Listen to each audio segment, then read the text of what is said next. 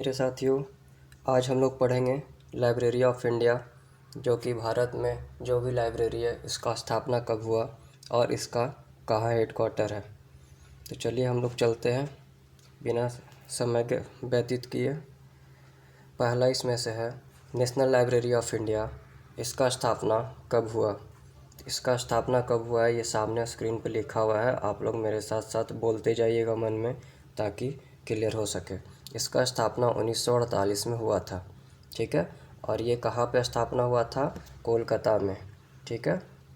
इसका स्थापना कब हुआ था? 1948 में, ठीक है। आगे चलते हैं। National library of blind and handicapped, ये कहाँ है? देहरादून में है। और कब हुआ इसका स्थापना? 1979 में हुआ, ठीक है। इसका स्थापना कब कब हुआ? 1979 में हुआ। और एक क्वेश्चन यहाँ से एक और बनता है कि आपका एस.आर. रंगनाथन द्वारा 1931 में जो 5 ला दिया गया लाइब्रेरी में आपका, उसमें से पूछता है कि अंधों के लिए एक पुस्तकालय कौन से सूत्र से डिपेंडेंट करता है, कौन से सूत्र से रिलेटेड है। तो इसका आंसर हो जाएगा सूत्र 2 से, आपका सेकंड, द्वितीय सूत्र से रिलेटेड है। कामगारों के लिए पुस्तकालय, डॉक्टर के लिए पुस्तकालय, और भी बहुत सारे क्वेश्चन पूछते हैं द्वितीय सूत्र से, उसका भी हम लोग पढ़ेंगे कभी। सूत्र में कौन कौन से सूत्र में कौन से आते हैं, जैसे में आते हैं आपका पुस्तकालय का स्थान कहाँ होगा, पुस्तकालय का मध्य में स्थान हो, आपका रीडिंग आउट हो गया आपका, ये सब सारा कुछ हम लोग पढ़ेंगे कौन से रूल से आपका डिपेंडेंट है, कौन सा रिलेटेड है किससे। तो आगे हम लोग चलते हैं। नेशनल साइंस लाइब्रेरी का कब हुआ? इसका 1964 में हुआ है। और कहाँ है? नी स्क्वायर दिल्ली के में, ठीक है। कब हुआ? नेशनल साइंस लाइब्रेरी का 1964 में हुआ है और दिल्ली में है इसका। नेशनल मेडिकल लाइब्रेरी, ये भी एम्स दिल्ली में है, 1966 में। इसका स्थापना 1966 में हुआ। देखिए आपका नेशनल लाइब्रेरी ऑफ इंडिया 1948 में हुआ था, और 1948 से रिलेटेड हम लोग करते करते याद करते जाइएगा जो भी। जैसे में 1948 में आपका ये हुआ था, आपका 1948 में हुआ था मद्रास लेजिस्लेटिव एक्ट आया था आपका।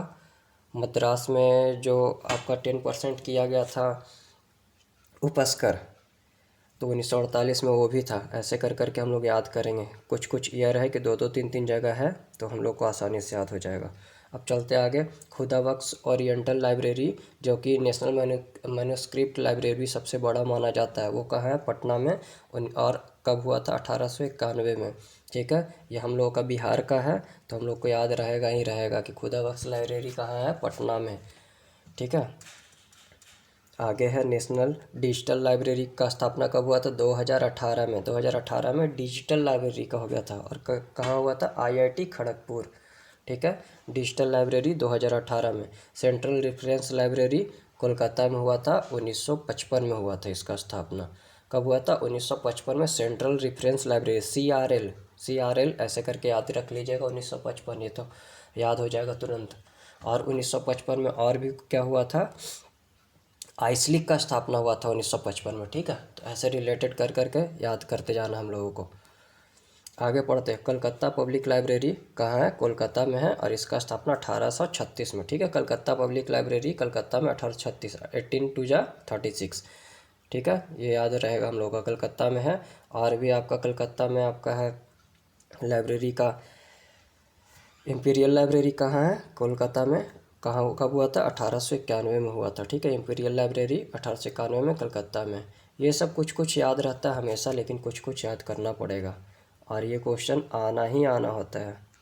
सरस्वती महल लाइब्रेरी कहाँ है? तंजावुर में, 1918 में, ठीक है। सरस्वती महल लाइब्रेरी हम लोग जानते हैं, पूजा करते हैं सरस्वती माँ का, और उसमें से 1918 मतलब 19 से 1 कम करेंगे तो 18, ठीक है।